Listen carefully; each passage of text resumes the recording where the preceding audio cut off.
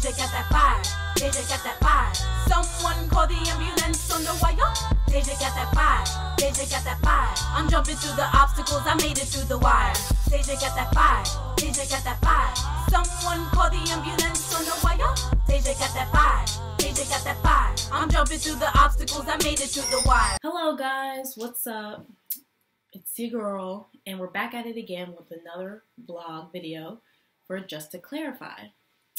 So I want to thank a lot of you guys for coming out and supporting my channel and being the best little followers you can be. But what you really could do is keep sharing this vlog, like actually. But thanks to all the subscribers and those who've been coming out and supporting me, I really do appreciate it. And I would really appreciate some comments or suggestions for any other topics for the next vlog. You know, I'm out here really putting in a lot of work, but I do love to hear new interesting topics or ideas from all of you guys out there. So we're just going to get right into it. So this segment is going to be broken up into 3 different things. So I'm going to start off with Black entertainment, then I'm going to go into Black news and media news, and lastly I'm going to topple it off with technology. So I just want to give a clear kind of structure and what's going to be happening for each blog and the previous blogs that I've done already. So my first topic under the entertainment would be Tyra Banks. So let's spill some tea, right? So basically, back in 2016, Tyra announced that she would be leaving America's Next Top Model, but she was going to give up her position to Rita Ora, the singer, and leave it under her role. But unfortunately, people were not happy with that. They were ranting and raving all over, up and down social media, and it just happened to be like a couple months from this year that, you know, she finally said, "Huh, I just couldn't, you know, take it anymore," and she decided to come back to America's Next Top Model for the 24th cycle. Can you believe it? You know, I remember just watching America's Next Top Model, and it really inspired me, and I bet many of you out there who was like, I could be a model, but then you actually put on those heels and was like, maybe not. But it was very, very interesting to even just view and to watch all the models, I think 20 of them, going through different variety of adventures, traveling all over the globe, and modeling at the same time. So as Tyra has been doing a hiatus, she's been doing a plethora of things. She now has a 2-year-old son named York, who she's been raising, and she had York be a surrogate. But she's been doing that for the past couple times. She's also been teaching brand strategy and brand marketing at a university. So she's been, you know, dabbling in many different aspects of her own career. And when asked would she return to the highlight and the spotlight of modeling, she said no. She said, oh no. That was a great, you know, proud time for her, but she's definitely moved on into some bigger and better things. And we, people who love America's Next Top Model, honestly cannot wait until the next show in cycle is going to come out. So that'll be debuting next year. And also, she has definitely confirmed, and there's been rumors, but this is obviously confirmed, that she will be returning to her star debut role in Life Size. For those of you back in the early 2000s, maybe late 90s, Life Size, starring Lindsay Lohan and Tyra Banks, them collabing, basically a coming of age slash fierce type of movie. And this go round, Tyra said that it's not clarified whether Lindsay Lohan will be returning to the screen, but she will be coming back. Tyra will be coming back, but as a mentor to a 20 20-year-old woman trying to help her with her career and moving on. So it's basically a step up from the whole adolescent, pubescent, oh, everybody hates me type of role. And I'm very, very excited. And that will be coming on Freeform of next year. And I'm sorry, not next year, but in next year, 2018, but more towards December of 2018. So I just want to clarify that. So that's very exciting. And, you know, who could really forget? Tyra really cultivated her own brand, but also those catchy phrases that everybody tweets, memes, and Facebooks all day long. I mean, who could forget, we were rooting for you. We were all rooting for you. How dare you? You can't forget that.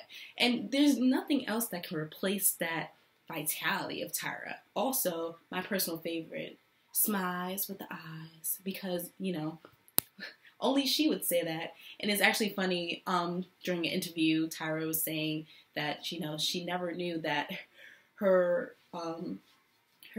play on words would get so popular, but she just said she was just being her times 10 on America's Next Top Model. But again, I just want to say that thank you for returning, and it's going to be great.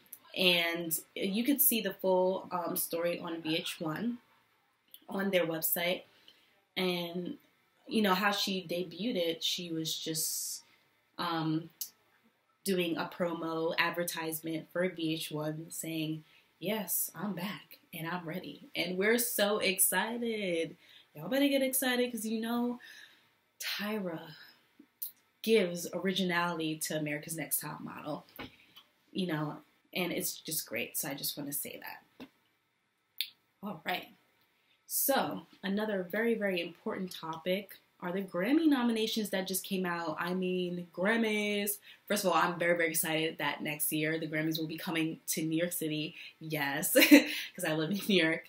But also, this has been the first year where all of the Album of the Year nominations are not white. And no shade to white artists or country and rock singers, but usually they are always the predominant people for Album of the Year, Record of the Year, Artist of the Year, etc., etc. But this time we're seeing a lot of diversity. You know, Jay-Z is actually has the top nominations for the Grammys right now, ranking for 8 Grammy nominations, and his 444 album is one of the nominations for the Album of the Year, including Childish Gambino. He's also another artist for Album of the Year. And, you know, there's so many artists. It's just great. And it's great to see that diversity with Black and Latino artists finally getting some recognition, and definitely now going to win because all the nominations in the Album of the Year are Black or Latino. Also, the Song of the Year, Despacito, with Justin Bieber features Justin Bieber, who is white, but he is an exception to that. Also, Lorde is another nomination for Album of the Year for Melodrama. It's a great album. If you haven't heard about it, I would definitely recommend to listen to it and, you know, really key into that. And how can I ever forget my favorite artist, Kendrick Lamar, is having a nomination for Album of the Year this year for his Damn. And in the past, he's always getting nominations and recognitions, but never really claimed that Grammy nomination or the at the AMAs. So I'm really looking forward to this Grammys, and not clear yet who's gonna perform. We just know that the Grammy nominations are there, and it will be held in New York. So exciting things. And lastly, I just want to topple off that as of a couple of days ago, Prince Harry has announced his engagement with Meghan Markle, who is mixed race. I've seen a lot of articles talking about how she's Black. Yes, her mother is African American and her dad is Caucasian, but she identifies herself as mixed race. But that's still not to say we got someone who's diverse up in the British royalty. And, you know, there's always been a divide between can British royalty marry with American citizens, but there's been no acclaim from the British royalty or Queen Elizabeth II that saying, you know, this is wrong, that they can't marry. So all in all, great, kudos to them, and I hope they make really pretty babies. So that's exciting. All right, so now we're just gonna switch a little bit more intense, a little bit more down here. So now we're kicking it into media news and news overall. I was very frustrated when I heard the news about Russell Simmons stepping down from his title at Def Jam and all his entrepreneurship titles because of the sexual assault allegations. You know, they just really keep rolling out, and it's funny because a woman, a writer from Hollywood Reporter, was the person who wrote an article about how Russell Simmons was coming on to her in a very sexual way. She tried to think of why this was happening, and she didn't want it, but she ultimately caved into the aggressiveness and the sexual assault just to please him. But now Russell Simmons is basically saying he's venturing off and going to have a spiritual growth and reflection for himself to get himself together. Very quite surprising, you know, him running the music business with Rev Run and just being his own mogul, you know, having so many stamps on different things, promoting pastry, the sneakers from Rev Run's youngest daughters. I remember those sneakers. I used to own a pair. So it's really just quite surprising. You know, 2 women actually had these allegations for him, but he denied the second one, but he did accept that the first one was true. So hopefully, you know, he finds his inner self, and, you know, it's kind of crazy. You never know who else is going to come out with allegations or what else is going to be stirring nowadays in this crazy world. But that is all from the Russell Simmons allegation. In other news, the world is in shock right now because Libya is basically under a slave trade. Now, there's been a growing trend of migration into Africa, mostly in Libya and the surrounding countries. Around 300,000 migrants have been reported going to Africa to venture out, to seek refuge or to seek opportunity, etc. But a lot of these migrants are being stuck in the slave trade, many of them being sold for just under $500. You know, does a human life really cost $400 or $500? That's the most absolutely insane thing to do, because it basically is a crime to humanity. And Libya's government, the GNA, has basically said they've been trying all they can do to sustain the issue, but the real issue is that the Libyan slave trade, traffickers are getting smarter. They're getting better at what they're doing, and it's becoming very, very hard for them to rectify this issue. And this comes after CNN went to Tripoli a couple months back to investigate these slave trade allegations, and this was very much recorded on video and is up everywhere if you see now. And I'm seeing more and more memes and more pictures about there's a slave trade in Libya, and there needs to be something done about it. Now, Libya has been saying they're trying to help migrants by putting them into detention centers.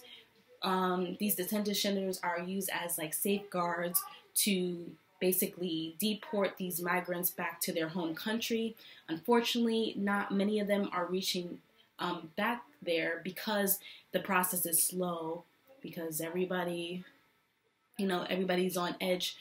And Only about 5,000 people have successfully been deported back to their home country. And, it is upon the Libyan government to do something, but it's also upon the UN and surrounding world countries to make efforts. Spain and France have really been hammered to do something for Libya, and Spain has declared a statement of sorrow and empathy for Libya.